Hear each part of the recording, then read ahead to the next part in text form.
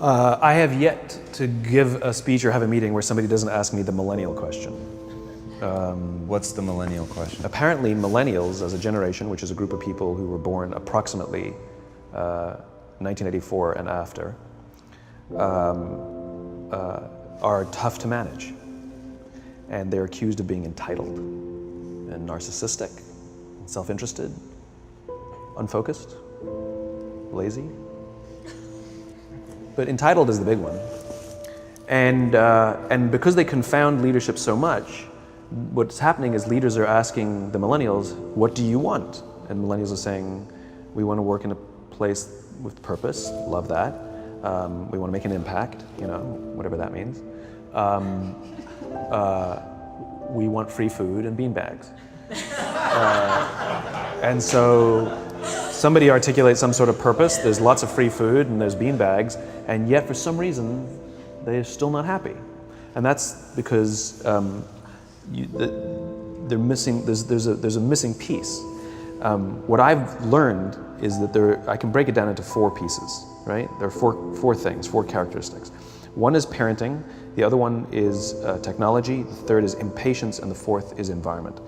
The generation that we call the millennials, too many of them grew up subject to, not my words, failed parenting strategies, you know? Where, for example, they were told that they were special all the time. They were told that they could have anything they want in life, just because they want it, right? They were told, some of them got into honors classes, not because they deserved it, but because their parents complained. And some of them got A's, not because they earned them, but because the teachers didn't want to deal with the parents. Some kids got participation medals. You got a medal for coming in last, right? Which the science we know is pretty clear, which is it devalues the medal and the reward for those who actually work hard, and it actually makes the person who comes in last feel embarrassed because they know they didn't deserve it, so it actually makes them feel worse, right?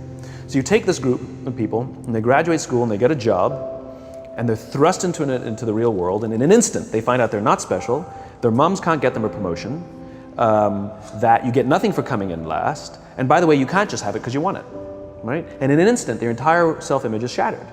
And so you have an entire generation that's growing up with lower self-esteem than previous generations.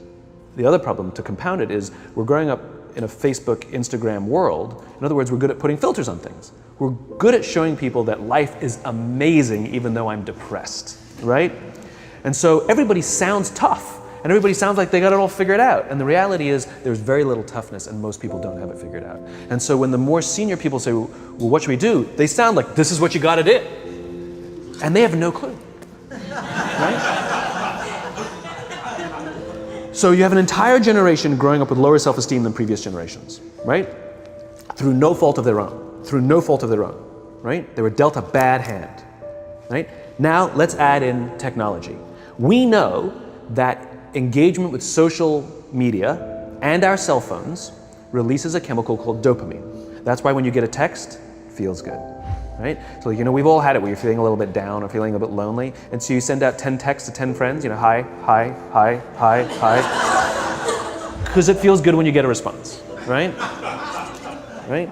It's why we count the likes, it's why we go back 10 times to see if my Instagram is growing slower, did I do something wrong? Do they not like me anymore, right? The trauma for young kids to be unfriended, right? Because we know when you get a hit of dopamine, which feels good. It's why we like it, it's why we keep going back to it. Dopamine is the exact same chemical that makes us feel good when we smoke, when we drink, and when we gamble. In other words, it's highly, highly addictive, right? We have age restrictions on smoking, gambling, and alcohol, and we have no age restrictions on social media and cell phones, which is the equivalent of opening up the liquor cabinet and saying to our teenagers, hey, by the way, this adolescence thing, if it gets you down. But that's basically what's happening. That's basically what's happening, right? That's basically what happened. You have an entire generation that has access to an addictive, numbing chemical called dopamine through social media and cell phones as they're going through the high stress of adolescence. Why is this important? Almost every alcoholic discovered alcohol when they were teenagers. When we're very, very young, the only approval we need is the approval of our parents.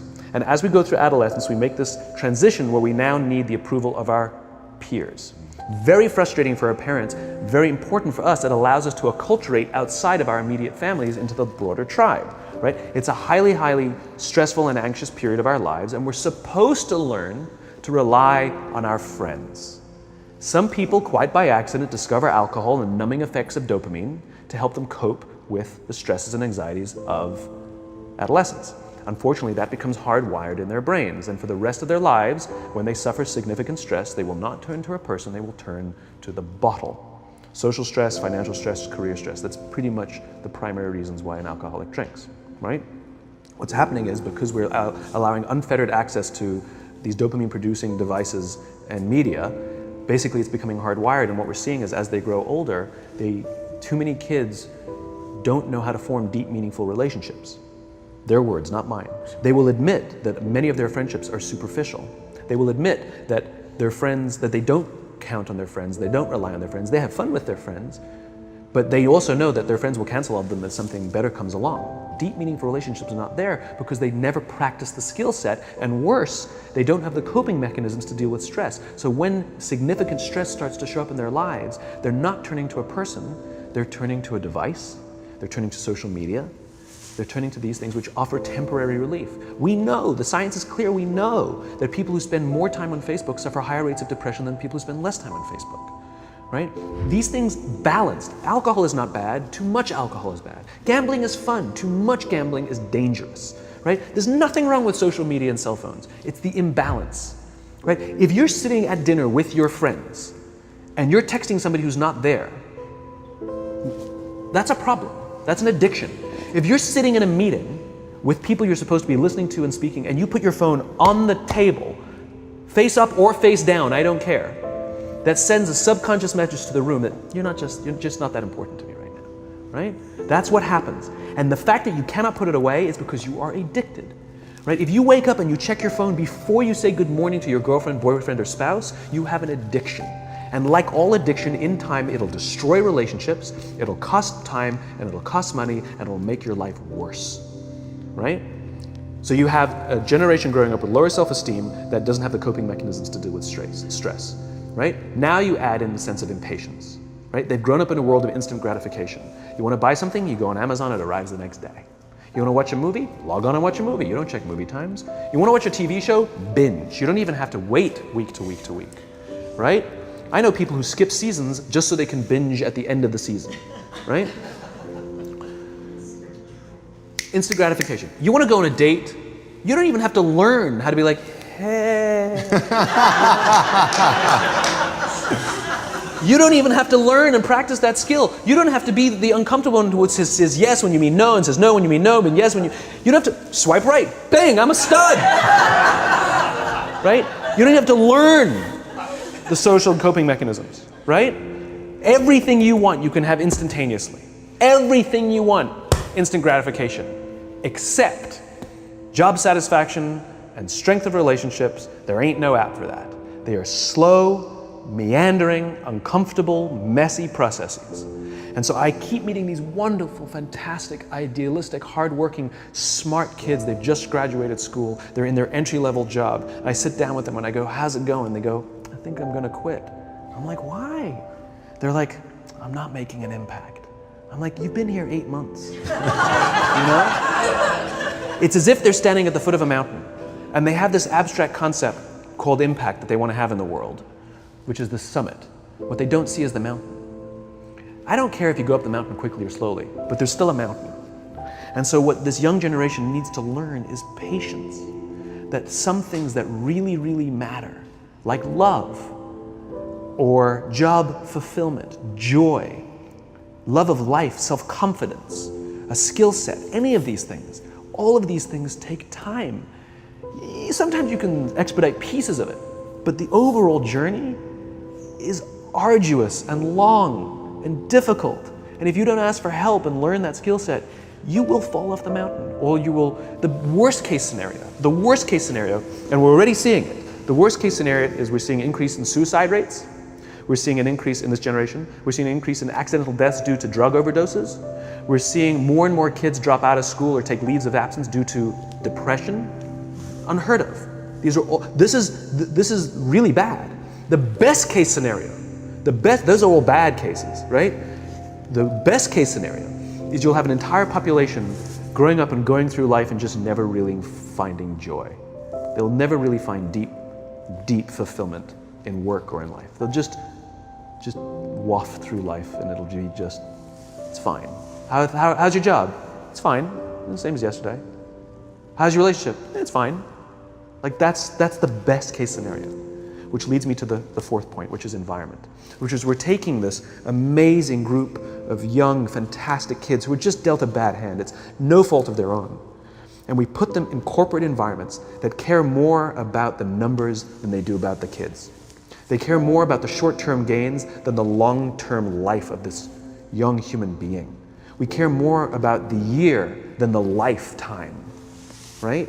And so we are putting them in corporate environments that aren't helping them build their confidence, that aren't helping them learn the skills of cooperation, that aren't helping them overcome the challenges of a digital world and finding more balance, that isn't helping them overcome the need to have instant gratification and teach them the joys and impact and the fulfillment you get from working hard on something for a long time that cannot be done in a month or even in a year. And so we're thrusting to them in corporate environments, and the worst part about it is they think it's them. They blame themselves. They think it's them who can't deal. And so it makes it all worse. It's not. I'm here to tell them it's not them. It's the corporations, it's the corporate environments, it's the total lack of good leadership in our world today that is making them feel the way they do. They were dealt a bad hand, and I hate to say it, but it's the company's responsibility. Sucks to be you, like we have no choice, right?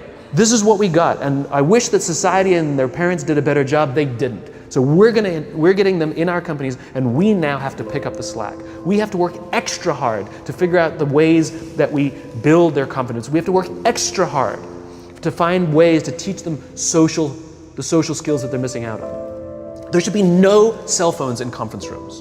None. Zero. And I don't mean the kind of like sitting outside waiting to text. I mean like when you're sitting and waiting for a meeting to start, this is what we all do. We all sit here and wait for the meeting to start. Meeting starting? Okay. And we start the meeting. No, that's not how relationships are formed. Remember we talked about it's the little things? Relationships are formed this way. We're waiting for a meeting to start and we go, how's your dad? I heard he was in the hospital. Oh, he's really good. Thanks for asking. He's actually at home now. Oh, I'm really glad. It was really amazing. I know, it was really scary for a while. That's how you form relationships. Hey, did you ever get that report done? Oh my God, no, I didn't. I'll help you out. Can I help you out with that? Really? That's how trust forms. Trust doesn't form at an event in a day. Even bad times don't form trust immediately. It's the slow, steady consistency. And we have to create mechanisms where we allow for those little innocuous interactions to happen. But when we allow cell phones in conference rooms, we just, okay, have the meeting. And then my favorite is like when there's a cell phone there and you go like this, you go. It rings and you go. I'm not gonna answer that. Like, Mr. Magnanimous, you know? When you're out for dinner with your friends, like I do this with my friends. When we're going out for dinner and we're leaving together, we'll leave our cell phones at home. Who are we calling? Maybe one of us will bring the phone in case we need to call an Uber or take a picture of our meal. That's what I was saying, come on. I'm an idealist, but I'm not insane. You know? Not a heathen. I mean, it looked really good. We'll take one phone. And so it's like an alcoholic. The reason you take the alcohol out of the house is because we cannot trust our willpower. We're just not strong enough. But when you remove the temptation, it actually makes it a lot easier. And so when you just say, don't check your phone, people literally will go like this. And somebody will go to the bathroom, and what's the first thing we do? Because I wouldn't want to look around the restaurant for a minute and a half, you know? But if you don't have the phone, you just kind of enjoy the world. And that's where ideas happen. The constant engagement is not where you have innovation and ideas. Ideas happen when our minds wander and we go, and you see something, I bet they could do that. That's called innovation, right? But we're taking away all those little moments, right? You should not, and none of us should charge our phones by our beds. We should be charging our phones in the living rooms, right? Remove the temptation. You wake up in the middle of the night because you can't sleep, you won't check your phone, which makes it worse. But if it's in the living room, it's relaxed, it's fine. But it's my alarm clock. Buy an alarm clock. They cost $8, right? I'll buy you an alarm, right? But the point is we now in industry, whether we like it or not, we don't get a choice. We now have a responsibility to make up the shortfall and to help this amazing, idealistic, fantastic generation build their confidence, learn patience, learn the social skills, find a better balance between life and technology. Because quite frankly, it's the right thing to do.